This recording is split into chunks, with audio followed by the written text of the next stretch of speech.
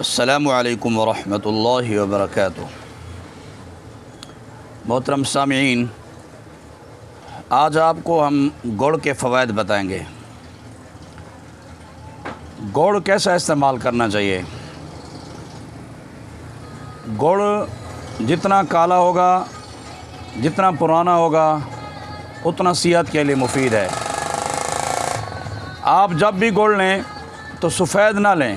سفید گڑ کیمیکل سے بنایا جاتا ہے، کیمیکل ڈال کر گڑ کو سفید کیا جاتا ہے۔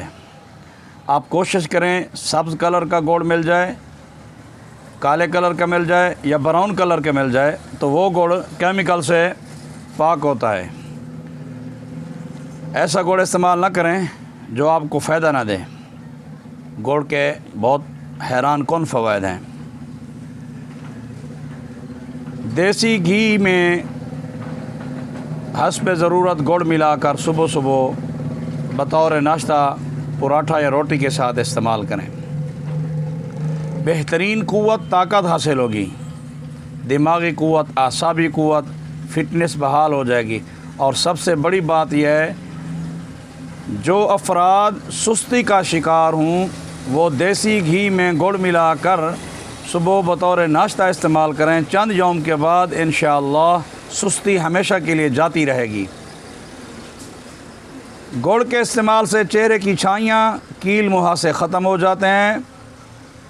گڑ کا ہمیشہ استعمال بالوں کو چمکدار بناتا ہے، وزن کنٹرول کرنے میں مدد کرتا ہے، ماہواری کے درد کو کم کرتا ہے۔ جن خواتین کو ماہواری درد سے آتی ہو، مینسز درد سے آتے ہوں، وہ خواتین گڑ کا استعمال کریں۔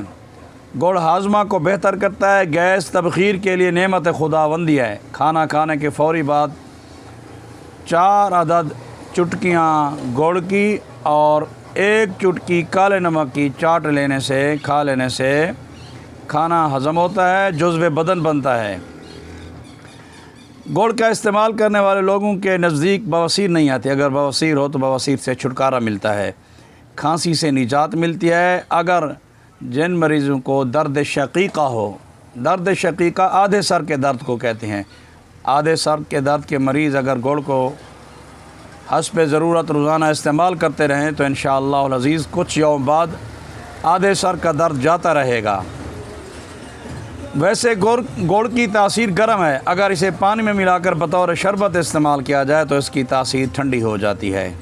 امید ہے آپ دوستوں کو گڑ کے فوائد پسند آئے ہوں گے، تو شروع کریں آج سے آپ بجائے چینی کے گڑ استعمال کریں اور اپنی صحت بحال کریں۔